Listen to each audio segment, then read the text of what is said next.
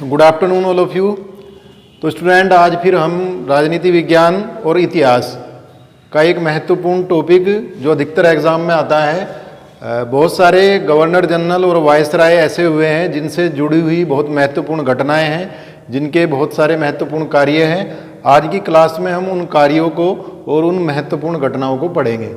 सबसे पहले Lord Cornwallis का नाम आता है। तो लॉर्ड कॉर्नवालिस को भारत में पुलिस सेवा का जन्मदाता कहा जाता है। तो लॉर्ड कॉर्नवालिस को क्या कहा जाता है? भारत में पुलिस सेवा का जन्मदाता। और दूसरा, इन्होंने बंगाल में स्थायी बंदोबस्त की शुरुआत भी की। तो क्वेश्चन कई बार आता है कि बंगाल में स्थायी बंदोबस्त की शुरुआत किसने की? तो लॉर्ड कॉर्नवालिस। ऐसे ही दूसरे गवर्नर जनरल जो हुए हैं लॉर्ड वेलेस्ली। तो लॉर्ड वेलेस्ली के बारे में हम सब जानते हैं कि लॉर्ड वेलेस्ली वो व्यक्ति थे जिन्होंने सहायक संधि का सबसे ज़्यादा बार प्रयोग किया। अगर सहायक संधि की शुरुआत की बात आए तो फ्रांसीसी गवर्नर था डुप्ले, उन्होंने सहायक संधि की शुरुआत की थी। पर सहायक संधि का सर्वाधिक बार प्रयोग करके इस सहायक संधि पद्धति को जो प्रचलित किया तो ये किसने किया? Lord Wellesley. और लॉर्ड वेलेस्ली जो था ये स्वयं को बंगाल का शेर कहता था। तो कई बार क्वेश्चन आएगा कि वो कौन सा गवर्नर जनरल था जो स्वयं को बंगाल का शेर कहता था? तो लॉर्ड वेलेस्ली। ऐसे ही फिर नाम आता है लॉर्ड हेस्टिंग्स। तो लॉर्ड हेस्टिंग्स का जो नाम जुड़ा हुआ है वो केवल पिंडारियों के दमन से जुड़ा हुआ है। पिंडारी एक लुटेरों का समूह होता था और इनका दमन करने का जो कार्य किया वो लॉर्ड हेस्टिंग्स ने किया। ऐसे ही फिर जो नाम आता है, एक महत्वपूर्ण नाम जहाँ से क्वेश्चन कई बार बने हैं, लॉर्ड विलियम बेंटिक। तो हम सब जानते हैं कि राजा राम मोहन राय के सहयोग से लॉर्ड विलियम बेंटिक ने 1829 में सती प्रथा का अंत किया।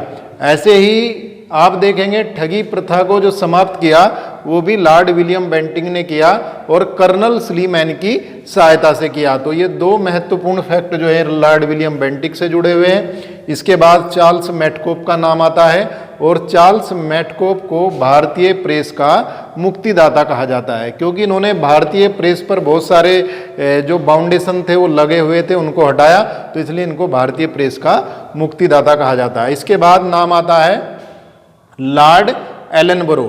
तो 1843 में दास प्रथा का जो उन्मूलन किया ये लॉर्ड एलनबरो ने किया।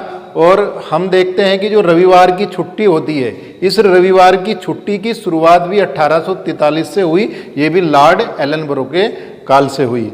उसके बाद जहाँ से बहुत ही महत्वपूर्ण फैक्ट जुड़े हुए हैं, लॉर्ड डलहौजी।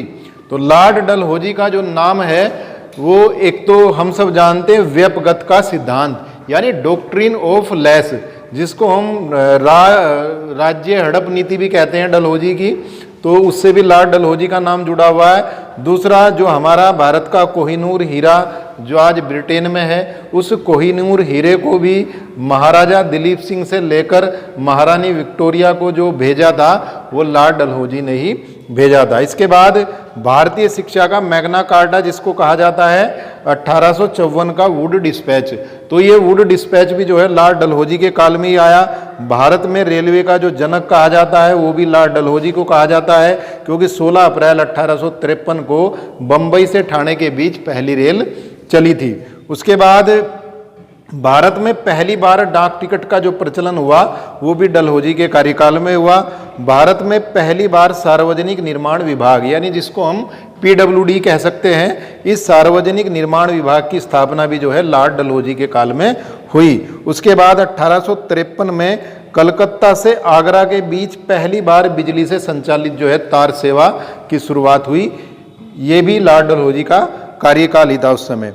और उसके बाद हम देख रहे हैं कि 1911 में भारत की जो राजधानी की घोषणा हुई थी, कलकत्ता से दिल्ली की बात हुई थी। और उसके बाद 1912 में भारत की राजधानी दिल्ली हुई। उसके बाद जो ग्रीष्मकालीन भारत की राजधानी बनाया गया, शिमला को बनाया गया, ये भी लॉर्ड डलहौजी के काल में बनाया गया। तो मित्रों, साथियों, आज की क्लास में आपने कुछ महत्वपूर्ण गवर्नर जनरल के बारे में पढ़ा जिनसे जुड़ी हुई कुछ घटनाएं, कुछ कार्य थे। इस क्लास को आगे कंटिन्यू रखेंगे। धन्यवाद, नमस्कार, जय हिंद।